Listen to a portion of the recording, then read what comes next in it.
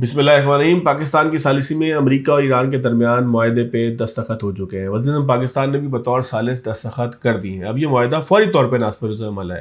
اس معاہدے سے پہلے کیا ہوتا رہا، کہانی کیا تھی، کس طریقے سے معاہدہ کرنے کے لیے جو کوششیں ہوتی رہیں اس میں رکاوٹیں اسرائیل پیدا کرتا رہا، کہاں پر مشکلات آئیں، کہاں پہ مشکلات کا حل نکالا گیا، کیا کچھ تھا، بیک گراؤنڈ اسٹوری آپ کو بتائیں گے۔ معاہدے کے 14 نکات میں سے کس کو زیادہ فائدہ ہے، کس کو نقصان ہے، یعنی کہ کتنے نکات کس کے فائدے کے اندر ہے، کتنے امریکہ کے فائدے میں، کتنے ایران کے فائدے میں، آپ کو یہ بھی بتائیں گے۔ اس کے ساتھ ساتھ ڈونلڈ ٹرمپ جب فرانس میں موجود تھے تو پریس بریفنگ بھی دیتے رہے، وہ مختلف سربراہان مملکت سے گفتگو بھی کرتے رہے، اور جب گفتگو کرتے رہے تو چٹکلے بھی چھوڑتے رہے۔ مودی کو انہوں نے کیسے تنقید کا نشانہ بنایا یہ بھی آپ کو بتائیں گے، اور دیگر سربراہان مملکت سے وہ کیسے بات چیت کرتے رہے اس کا بھی تبصرہ کریں گے۔ اور آخر میں آپ کو ایک بڑی مزیدار سی حیرتناک سی خبر بتائیں گے کہ موبائل کمپنی یا انٹرنیٹ پرووائڈر کمپنی اگر چاہے گی تو آپ کے اوپر 5 کروڑ کا جرمانہ ہو سکتا ہے۔ وہ کیسے ہو سکتا ہے اس کا بھی تبصرہ کریں گے۔ ذرا آ جاتے ہیں کہ معاہدے کی طرف، اس کے ڈرافٹ کی طرف، پاکستان اور ایران کے درمیان تجارتی مستقبل کی طرف، ان تمام چیزوں کا بھی ذرا جائزہ لیتے ہیں۔ ڈونلڈ ٹرمپ نے معاہدے کے اوپر دستخط کیے، وہ فرانس میں موجود تھے، G7 سمٹ تھی، فرانس کے جو صدر ہیں میکرون، انہوں نے دعوت دی ہوئی تھی، کھانے کے اوپر سارے سربراہان بیٹھے ہوئے تھے G7 کے، اور اس کے ساتھ ساتھ جو سائڈ لائن ملاقاتوں کے لیے دیگر سربراہان بھی مدعو ہوتے ہیں۔ وہاں پر جو ہے وہ ڈونلڈ ٹرمپ نے جب دستخط کیے تو فرانس کے صدر نے 2 مرتبہ کہا براوو یو، اس طریقے سے ان کو تھمز اپ کا نشان دکھایا، جس کا مطلب یہ ہے کہ وہ سارے لوگ یا فرانس کے صدر یہ کہنا چاہتے تھے کہ آپ نے بڑی بہادری کا کام کیا، اور نے بڑا اچھا کام کیا، ہم بھی یہی چاہتے تھے۔ اس کا مطلب یہ ہے کہ ہماری جو خواہش تھی یا ہماری جو سپورٹ تھی وہ آپ کے ساتھ ہے، اور آپ نے بڑا اچھا کام کیا۔ اور ڈونلڈ ٹرمپ پسند بھی کرتے ہیں کہ جب وہ کوئی کام کریں تو ان کی ستائش کی جائے۔ اسی طریقے سے مسعود پزشکیان نے بھی دستخط کیے، انہوں نے بھی دستخط کے بعد جو ہے وہ اس معاہدے کو دکھایا، اور تھوڑی دیر پہلے ہم نے دیکھا کہ وزیر اعظم پاکستان جناب شہباز شریف نے بطور ثالث 2 جو دستخط تھے ان کے بیچ میں اپنے دستخط کیے۔ اس کے ساتھ ساتھ ہم نے دیکھا کہ معاہدے کا جو ڈرافٹ ہے وہ 2 زبانوں کے اندر ہے۔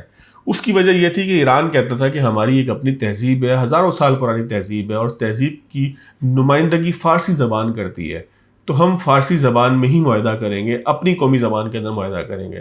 امریکہ ظاہر ہے کہ انگلش جو ہے وہ بولنے والا ملک ہے، انگلش وہاں کی قومی زبان ہے، اور پھر پاکستان کے اندر بھی انگلش سمجھی جاتی ہے، اور دنیا بھر میں انگلش بڑے پیمانے کے اوپر سمجھی جاتی ہے، بہت آسان کمیونیکیشن ٹول ہے۔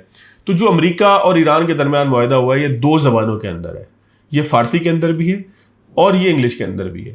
یعنی کہ آپ یہ نہیں کہہ سکتے کہ یہ کسی ایک ملک یا کسی ایک زبان کی نمائندگی کرتا ہے، بلکہ ایران نے یہاں پہ بھی اپنی ڈومیننسی دکھائی، اور اس نے کہا کہ جی معاہدہ ہماری قومی زبان کے اندر بھی ہوگا۔ تو اب معاہدے کی 2 کاپیاں ہیں، انگلش والی اور فارسی والی، دونوں کے اوپر دستخط ہو چکے ہیں۔ ایک ہی متن ہے، ظاہر ہے کہ دونوں زبانوں کے اندر موجود ہے۔ اس کے علاوہ ذرا 14 نکات کا بھی اگر ہم جائزہ لیں تو حقیقت یہ نظر آتی ہے کہ 14 میں سے 13 نکات جو ہے وہ ایران کے فائدے کے اندر ہے، اور ایک نقطہ جو ہے وہ امریکہ کہتا ہے کہ یہ ہماری کامیابی ہے، اور اسی ایک نقطے کی بنیاد پر ڈونلڈ ٹرمپ کہتے ہیں کہ یہ سارا معاہدہ جو ہے وہ ہمارے کام کا ہے۔ اب ڈونلڈ ٹرمپ ان نکات کو، جو 13 نکات ایران کی فیور میں ہیں، ان کی جب بھی تشریح کرتے ہیں یا اس کے حوالے سے کوئی سوال پوچھا جاتا ہے تو وہ اس سوال کی وضاحت کرتے ہیں، اور اس وضاحت کو آج ہم کنکلوڈ کر کے آپ کے سامنے بھی پیش کرتے ہیں۔ مثال کے طور پہ ان سے ایک صحافی نے سوال کیا، انہوں نے کہا کہ ایک دانا آدمی نے، میں الفاظ پہ غور کیجئے گا، کہ ایک دانا آدمی نے 2020 میں یہ کہا تھا کہ ایران کو جنگ تو ہرائی جا سکتی ہے لیکن مذاکرات کے لیے ایران کو ہرانا بہت مشکل ہے، کیونکہ دے آر ٹف نیگوشیٹر، یعنی کہ وہ مذاکرات کے اندر بڑی مشکل کے ساتھ جو ہے وہ چیزوں کو مانتے ہیں، بڑی مشکل کے ساتھ چیزوں کو لے کے جاتے ہیں۔ تو ڈونلڈ ٹرمپ نے ایک دم اس صحافی سوال کیا یہ کس نے کہا تھا؟ صحافی نے کہا کہ وہ دانا آدمی آپ یعنی کہ ڈونلڈ ٹرمپ ہی تھے۔ ڈونلڈ ٹرمپ نے کہا مجھے پتا تھا کہ آپ یہ کہنے والے ہیں، اور یہ بالکل آپ کی ٹھیک بات ہے کہ میں نے یہی کہا تھا، وہ ٹف نیگوشیٹر ہے۔ اور ڈونلڈ ٹرمپ بار بار یہ کہتے بھی رہے کہ ایران مذاکرات کے اندر ایک ٹف یعنی کہ مشکل طریقے سے جو ہے وہ چیزوں کو ماننے والا ایک مذاکرات کار ہے۔ وہاں جو لوگ بیٹھے ہوتے ہیں وہ اپنی بات منوانے کے لیے اور اپنی بات کے اوپر بضد ہوتے ہیں کہ اس کو مانا جائے۔ تو اس کا مطلب تو یہ ہے کہ ڈونلڈ ٹرمپ ابتدا میں بار بار یہ مان چکے ہیں کہ ایران جو ہے وہ نیگوسیشن کے اندر اس کا پلڑا بھاری ہوتا ہے، اس کو جنگ تو ہرائی جا سکتی ہے، اس میں میزائل تو پھینکے جا سکتے ہیں، اس میں بم تو مارے جا سکتے ہیں، لیکن ایران کو جو ہے مذاکرات میں ہرانا تھوڑا سا مشکل ہوتا ہے۔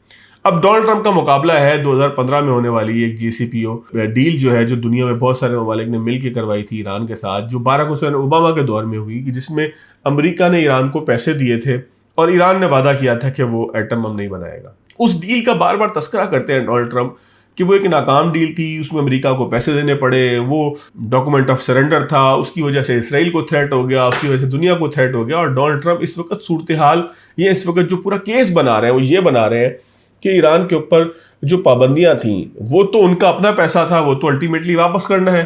یہ ڈونلڈ ٹرمپ خود کہہ چکے ہیں کہ جو ایران کا پیسہ منجمد تھا مختلف ملکوں کے اندر, وہ ایران کا ہی پیسہ تھا, وہ ہم نے زبردستی رکھا ہوا تھا, ہمیں وہ پیسہ واپس کرنا ہی تھا. تو اس میں ایسی کون سی بات ہے کہ اگر ہم کسی معاہدے کے نتیجے میں ان کو منجمد فنڈ یا فریز اکاؤنٹ جو ہے وہ ہم اوپن کر دیں. اس کا مطلب میں بڑی آسانی سے آپ کو سمجھا دیتا ہوں کہ آپ کا پیسے بینک میں رکھے ہوں, بینک کسی کنڈیشن کے تحت اس کو فریز کر دے. آپ نے 1 لاکھ روپیہ رکھا تھا, بینک جو ہے اس کو فریز کر دے, وہ پیسے آپ استعمال نہ کر سکیں, نکال نہ سکیں, بینک آپ کو کہہ دے کہ آپ کا اکاؤنٹ جو ہے فریز ہو گیا, اس سے پیسے نہیں نکالے جا سکتے. پیسے تو وہ آپ کے رہیں گے, جب بھی وہ کنڈیشن ہٹے گی تو پیسے آپ کو مل جائیں گے. تو ڈونلڈ ٹرمپ یہی بار بار سمجھا رہے ہیں مختلف جگہوں پہ, G7 سمٹ کے درمیان بھی گفتگو کرتے ہوئے انہوں نے سمجھایا کہ یہ پیسہ ایران کا ہی تھا, اس کو واپس مل گیا, تو اس میں کون سی ایسی انوکھی بات ہے. پھر وہ یہ کہتے ہیں کہ ٹریڈ کرنا یا تجارت کرنا ایران کا حق ہے, کیونکہ ایران سے ہمیں جو اختلاف تھا وہ یہ تھا کہ ایران ایٹم بم نہ بنائے, اور اگر ایران ایٹم بم بناتا تو ایران وہ ایٹم بم اسرائیل کے اوپر بھی مار سکتا تھا, اس سے پورا اسرائیل ختم ہو جاتا. ایران وہ ایٹم بم اپنے کسی مخالف کے اوپر بھی مار سکتا تھا, اس سے اس کا مخالف صفحہ ہستی سے مٹ جاتا. انہوں نے اس بات کی وضاحت بھی دی کہ اگر لوگوں نے پوچھا کہ آپ نے ایران کو میزائل رکھنے کی اجازت دی ہے, تو انہوں نے کہا کہ میزائل کیوں نہ رکھیں, اگر آس پاس کے ملکوں کے پاس, دوسرے ملکوں کے پاس میزائل ہیں تو ایران کے پاس بھی میزائل ہونے کا حق ہونا چاہیے. اور میزائل کسی ایک اسپیسیفک جگہ کے اندر تباہی مچاتے ہیں, یعنی کہ جدھر جا کے میزائل گرتا ہے وہ اس اسپیسیفک ایریا کے اندر جو وہ تباہی مچاتے ہیں. ہم نے ایران کے پاس سے ماس ڈسٹرکشن کا جو اختیار تھا وہ چھین لیا ہے. اب اگر ہم بات کریں 14 نکات کی, میں نے پہلے تذکرہ کیا, تو ایک نقطہ ایسا ہے کہ جو امریکہ کے حق میں ہے, اور وہ نقطہ یہ ہے کہ ایران اس بات کے اوپر یقینی بنانے کی یقین دہانی کراتا ہے کہ وہ کبھی ایٹمی ہتھیار نہیں رکھے گا, نہ کبھی خریدے گا. اس کا مطلب یہ ہے کہ اگر Pakistan, North Korea, South Korea, India, France, چین یا جو بھی رشیا, ان میں سے کوئی جو ہے وہ اگر ایٹمی ہتھیار اپنے ایران کو دینا چاہتا ہے تو ایران وہ بھی نہیں خریدے گا. اس کا مطلب یہ ہے کہ ایران ایٹم بم کے کبھی قریب نہیں جائے گا. یہاں تک تو ایران نے جو ہے وہ ایک بات کے اوپر وعدہ کر لیا ہے. اور اگر ہم یہ دیکھیں تو یہ کوئی نیا وعدہ نہیں ہے. اس سے پہلے ایران جو ہے وہ ایران کے جو سپریم لیڈر علی خامنئی جو ابتدائی حملوں کے اندر جاں بحق ہو گئے, انہوں نے بھی ایک یہ فتویٰ دیا تھا کہ ایٹم بم حرام ہے. اس کا مطلب یہ ہے کہ ایرانی یہ سمجھتے ہیں کہ ایٹم بم حرام ہے, ایٹم بم انہیں نہیں بنانا. پھر 2015 کے اندر ایران یہ ڈیل بھی کر چکا ہے کہ وہ ایٹم بم نہیں بنائے گا, یعنی کہ بارہا ایران کو ایٹم بم بنانے سے روکا جاتا رہا ہے. دنیا یہ سمجھتی ہے کہ اگر ایران کے پاس ایٹم بم ہوگا تو ایرانی اپنے مزاج کے اندر بہت جو ہے خونخوار ہیں. مطلب اب کچھ دن پہلے ایک مثال دی ڈونلڈ ٹرمپ نے کہ تو ترکی کے اوپر بھی حملہ کرنے لگے تھے. تو وہ یہ کہتے ہیں کہ دنیا کو جو تھریٹ تھا وہ ایٹم بم سے تھا, باقی ایران کے ہتھیاروں سے کسی کو تھریٹ نہیں ہے, کیونکہ باقی لوگوں کے پاس بھی ہتھیار ہیں. تو ایٹم بم کے حوالے سے ڈونلڈ ٹرمپ اپنی کامیابی پیش کر رہے ہیں کہ میں نے جو ہے وہ ایٹم بم بنانے سے ان کو روک دیا ہے. 300 بلین کے فنڈ کے اوپر ایک بڑی بات ہو رہی ہے, جس میں ڈونلڈ ٹرمپ بار بار بتا رہے ہیں کہ 300 بلین کا فنڈ وہ ایران کو پیسے نہیں دینے والے کہ وہ ڈسٹرکشن یا جو تباہی مچ چکی ہے اس سے تعمیر نو کا سلسلہ کرے, بلکہ وہ یہ کہتے ہیں کہ ہم اس بات کے اوپر پابندی ہٹا لیں گے کہ بینکنگ چینلز کے ذریعے اور مختلف جو بین الاقوامی کمپنیاں وہاں پہ کام کرنا چاہتی تھیں ایران میں, وہ اس لیے نہیں کر پاتی تھیں کہ امریکہ کی پابندیاں تھیں, اقوام متحدہ کی پابندیاں تھیں. تو امریکہ کہتا ہے کہ ہم ان پابندیوں کو, ان سینکشنز کو جو ہے وہ ہم آہستہ آہستہ ختم کر دیں گے. تو ایران میں اگر کوئی جو ہے وہ سرمایہ کاری کرنا چاہے گا, انویسٹمنٹ کرنا چاہے گا انفراسٹرکچر بلڈ کرنے کے لیے, تو وہ کر سکے گا. اس کا مطلب یہ ہے کہ اگر میں ایک کمپنی بنا کے ایران میں پہلے کام کرنا چاہتا تھا تو میری LC نہیں کھلتی تھی, ایران کے ساتھ ہم کاروبار نہیں کر پاتے تھے. اب کاروبار کے لیے ایران کے اندر جو ہے وہ بینکنگ چینلز کھل سکیں گے, وہاں سے پیمنٹ آ سکے گی, یہاں سے پیمنٹ جا سکے گی. تو یہ ایک بہت بڑی سہولت ایران کو مل جائے گی. باقی سارے نکات کے اندر آبنائے ہرمز کا ہے, نیول بلاکیڈ کا معاملہ ہے, اور باقی اگر 13 نکات دیکھے جائیں تو ان میں سے ایک آدھ کو چھوڑ کے آبنائے ہرمز کو 60 دن کے لیے جو ہے وہ فری کھولا جا رہا ہے. اس کے بعد ہو سکتا ہے کہ کسی نام سے عمان کے ساتھ مل کے کوئی ٹول لگا دے. تو اس طرح کی تمام چیزوں کے اوپر بات چیت ہوئی ہے. جنگ جو ہے وہ لبنان میں, ایران کا بڑا مطالبہ تھا کہ لبنان میں ہی بند ہونی چاہیے, تو نتن یاہو کو انہوں نے کہا ہے کہ میں نے کہہ دیا کہ بالکل کوئی حملہ کرنے کی ضرورت نہیں. اور بار بار کل وہ یہ کہتے رہے کہ وہ عجیب سا آدمی ہے, اوور ایکسائٹیڈ ہے, پاگل ہو جاتا ہے. میں نے اس کو کہا تھا کہ اگر لبنان کے اوپر تم نے حملہ کرنا ہے, 4 بندوں کو مارنا ہے, تو پوری بلڈنگ کو تباہ کر رہے ہو. یہ ڈونلڈ ٹرمپ اس کو ڈانٹتے رہے. ڈونلڈ ٹرمپ نے کل چائنا کا شکریہ بھی ادا کیا ہے, روس کا بھی شکریہ ادا کیا ہے.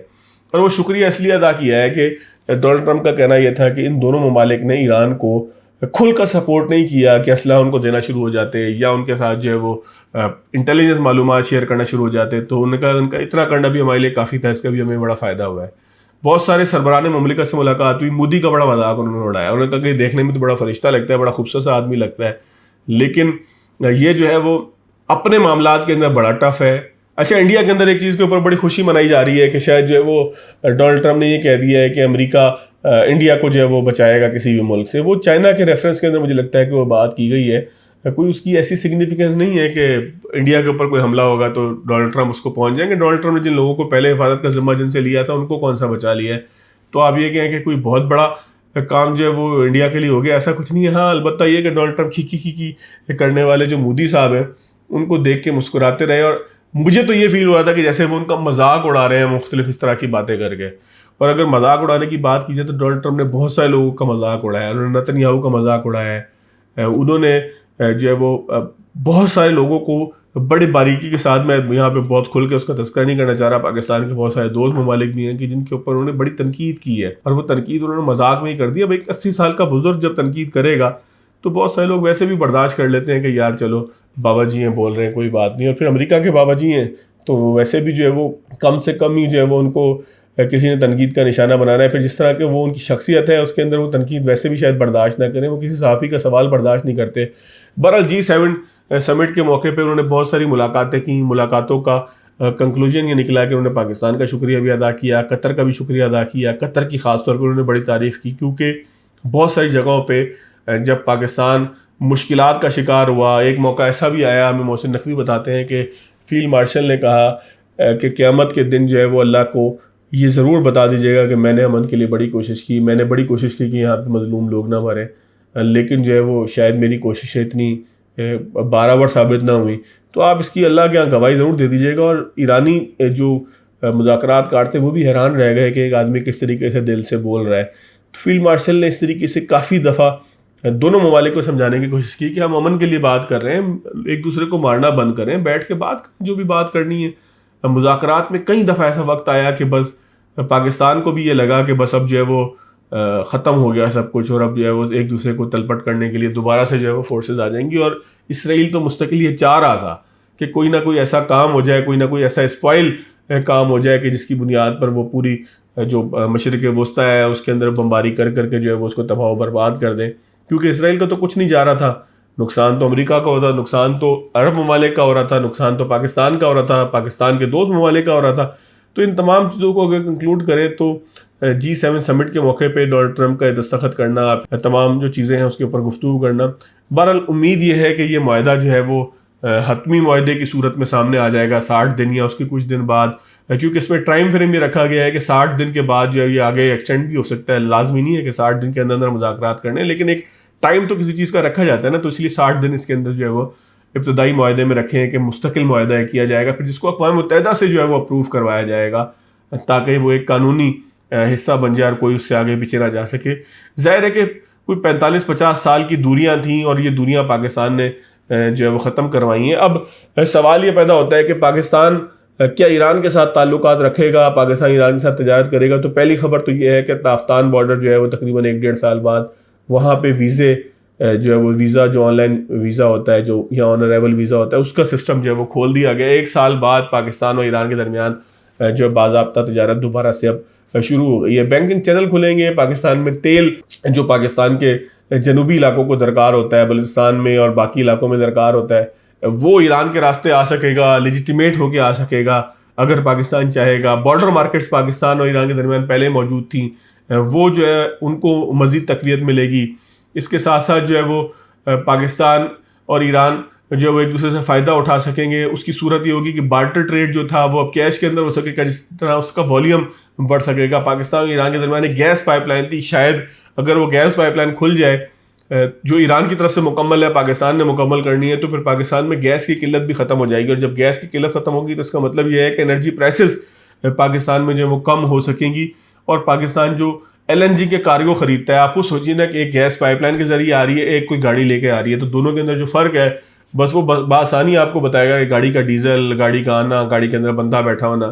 تو جو شپ سے کارگو آپ کے آ رہے تھے LNG کے, وہ آپ کو جو ہے وہ ان کو آپ کو لینے کی ضرورت نہیں ہوگی, تو پھر آپ کے پاس ویسے بھی ایک سہولت ہو جائے گی. اور دنیا میں ویسے بھی اب انرجی کرائسس آہستہ آہستہ ہی ختم ہوگا. یہ نہیں ہوگا کہ جو شاید نلکا بند تھا اور پیچھے سے کھل جائے گا تو ختم ہو جائے گا.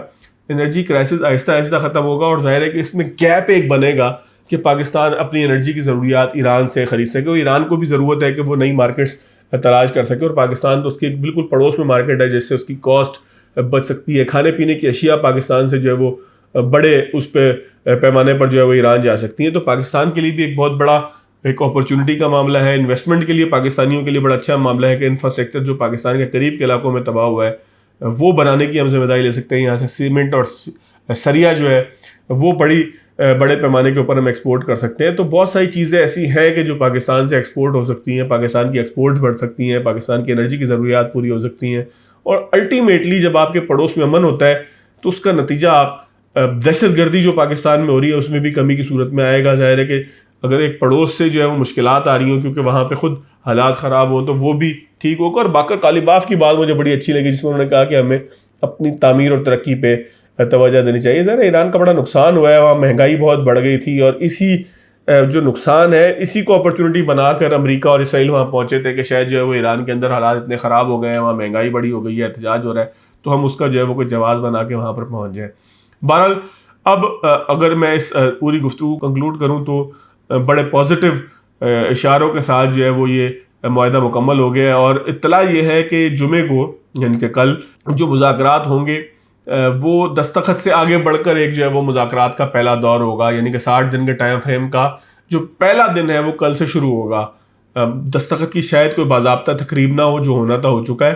اب جو ہے وہ معاملات یہ ہوں گے کہ جو دونوں ممالک کے وفود بیٹھیں گے سوئٹزرلینڈ میں, تو وہ پہلا دور ہوگا مذاکرات کا. یعنی کہ اسلام آباد معاہدے کے مذاکرات کا پہلا دور ہوگا. اب صرف دستخط والا ٹائم پاس جو تھا وہ ہو چکا ہوا ہے. تو یہ بھی ایک بڑی ڈیولپمنٹ ہے کہ پہلا دن جو ہے وہ کل سے مذاکرات کا شروع ہوگا. بلاکیٹ جو ہے وہ امریکہ آہستہ آہستہ ختم کر دے گا. ایران آپ نے ہرمز میں پہلے ہی سہولیات دے چکا ہے. باقی ساری چیزیں اثاثوں کی یہ وہ ظاہر ہے کہ قطر نے بھی بڑی اس میں یقین دانیاں کرائی ہیں کہ جی ہم آپ کو امریکہ سے پیسے لے دیں گے یا ہمارے پاس جو پیسے ہیں وہ آپ کو دے دیں گے. تو اس طریقے سے جو ہے وہ پھر ایک اور بڑا معاملہ ہے کہ قطر کی انویسٹمنٹس تھیں ایران کے اندر. تو ظاہر ہے ایران اور قطر کے درمیان پہلے بھی تعلقات تھے, اب وہ انویسٹمنٹ مزید بڑھانی. 300 بلین میں ایک بہت بڑا حصہ قطر کا بھی ہو سکتا ہے کہ جی آپ ٹھیک ہے آئل فیلڈ بنا رہے ہیں اس میں ہماری انویسٹمنٹ لے لیں. سعودی عرب کا ایک بڑا کردار ہے, بڑا پازیٹیو کردار ہے. پرنس محمد بن سلمان جو ہے ان کا بڑا کردار ہے, انہوں نے پاکستان پہ بڑا ٹرسٹ کیا. ان کے اس ٹرسٹ کی وجہ سے پاکستان کو مزید سہولت میسر آئی کہ پاکستان ان تمام چیزوں کو کروا پاتا. بہرحال کنکلوڈ کریں تو ایک بہت اچھے سائن کے ساتھ اس کو کنکلوڈ کریں گے. لیکن ایک اور خبر میں نے آپ کو دینی تھی, وہ خبر یہ کہ قومی اسمبلی کے اندر ایک بل پیش ہوا ہے جو کہ وہاں سے منظور بھی ہو گیا ہے. اس کے مطابق یہ ہے کہ آپ اگر کسی جائیداد کے مالک ہیں اور موبائل کمپنی یا کوئی انٹرنیٹ کمپنی وہاں سے تار گزارنا چاہتی ہے یا ٹاور لگانا چاہتی ہے تو آپ اس کو جگہ فراہم کرنے کے لیے پابند ہیں. یعنی کہ ان کی مرضی ہے کہ وہ جہاں سے چاہیں ٹاور تار گزار لیں یا جہاں سے چاہیں ٹاور لگا لیں. اب وہ آپ کے پابند نہیں ہے کہ آپ نے کہا کہ نہیں میرے گھر پہ آپ ٹاور نہیں لگا سکتے تو وہ کہیں کہ اچھا ٹھیک ہے نہیں لگاتے, وہ لگائیں گے اب ٹاور آپ کے پاس آ گئے. تو یہ ایک بڑی عجیب و غریب قسم کی خبر ہے. اب یہ سینٹ میں بل پیش ہوا ہے, اس پہ جو ہے وہ ہاہاکار مچ چکی ہے کہ یہ کیسے ہو سکتا ہے کہ میری بلڈنگ پہ آپ کہیں گے میرا ٹاور لگانا ہے اور میں اگر منع کر دوں تو میرے پہ 5 کروڑ روپے کا جرمانہ ہو جائے. یہ عجیب و غریب خبر کے ساتھ ہی آپ سے اجازت چاہیں گے. اجازت دیجیے گا. اللہ حافظ.